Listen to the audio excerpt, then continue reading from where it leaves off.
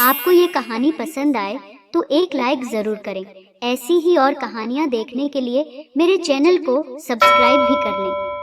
सुंदरवन नामक गांव में राघव व जानकी नाम के पति पत्नी रहते थे। उनका एक साधारण सा परिवार था। जानकी व राघव के एक सुंदर सी लड़की थी जिसका नाम सुमन था। सुमन बहुत ही खूबसूरत थी। सुमन की खूबसूरती पर चार चांद लगाने का काम उसके काले, घने, लंबे और खूबसूरत बालों का था। सुमन अपने बालों को बहुत प्यार करती थी। वह उनकी देखभाल बच्चों की तरह करती थी।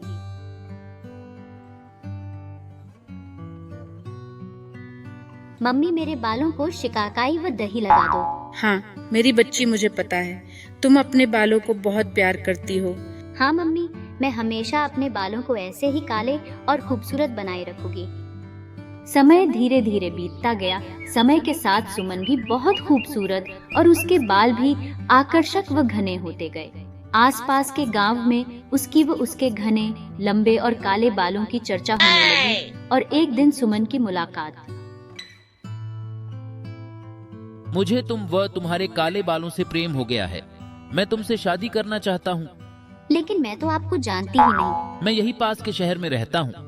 वहाँ मेरा बड़ा सा गारमेंट्स का बिजनेस है। शादी के लिए आपको मेरे मम्मी पापा से बात करनी होगी। एक दिन विनय अपने माता पिता के साथ सुमन के घर शादी का प्रस्ताव लेकर एवं बड़ी सी गाड़ी लेकर आता है। हम साधारण परिवार के लोग हैं। हम हमारी बेटी को ज्यादा कुछ नहीं दे सकते। ईश्वर की कृपा से हमारे पास सब कुछ है। हमें केवल सुमन जैसी सुंदर बहू चाहिए। इस तरह विनय व सुमन का विवाह हो जाता है। सुमन को विनय बहुत ही प्यार करता था। वह अक्सर सुमन के बालों को सहलाता था और कहता, सुमन, तुम दुनिया की सबसे खूबसूरत महिला हो।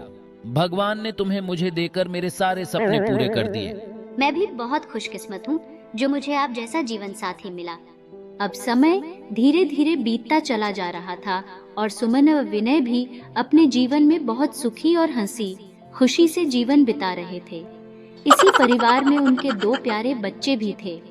अब यह पूरा हरा भरा परिवार अपना जीवन बिता रहा था। तभी एक दिन सुमन को पता चलता है कि उसे गंभीर बीमारी हो गई है। विनय, मुझे ब्लड कैंसर हो गया है। मैं तुम्हारे साथ हूँ सुमन, तुम हिम्मत मत हारो। विनय बिस्तर पर लेटी हुई सुमन के सिर पर हाथ फेरता है तो उसे पता चलता है कि इस बीमारी के कारण सुमन के सारे बाल झड़ चुके हैं। अब मेरे खूबसूरत बाल नहीं रहे विनय। तुम बेकार ही चिंता मत करो सुमन, तुम बस आराम करो। सुमन समय के साथ बीमारी से तो लड़ गई, परंतु उसे उसके काले खूबसूरत बालों के जाने का बहुत गम हो रहा था। हे भगवान, जिन बालों को मैं बहुत प्यार करती थी, जिनके कारण विनय ने मुझे पसंद किया था, मुझे अब बहुत शर्मिंदगी महसूस हो रही है।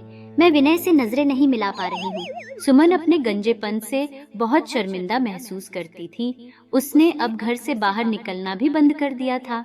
वह अपने पति व बच्चों से भी दूर रहने लगी और विनय ने देखा कि सुमन बहुत दुखी है तो उसने सुमन से पूछा, सुमन, तुम कब तक अपने आप को इन चार दीवारों में बंद रखोगी? घर के बाहर चलो सुमन। नहीं विनय, नहीं। ये गंजापन मुझे बहुत शर्मिंदा करता है। मैं अब कभी बाहर नहीं जाऊंगी। देखो सुमन, तुम बिना बालों के भी मुझे बहुत सुंदर लगती हो।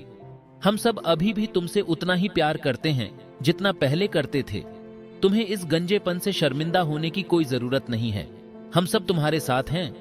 अब सुमन ने अपने पति विनय की बातों को समझकर अपने गंजेपन को अपनी कमजोरी व मजबूरी न होने दी और उसने सत्य को गर्व से स्वीकार कर लिया। अब सुमन बिना शर्मिंदगी के बाहर निकलती थी। वह अपने पति व बच्चों के साथ पहले की तरह बहुत हंसी खुशी से जीवन बिताने लग गई। सुमन की कहानी हमें सिखाती है कि हमें अपने शारीरिक दोषों को स्वीकार करना चाहिए। हमें अपने शारीरिक दोषों के कारण कभी भी शर्मिंदा नहीं होना चाहिए।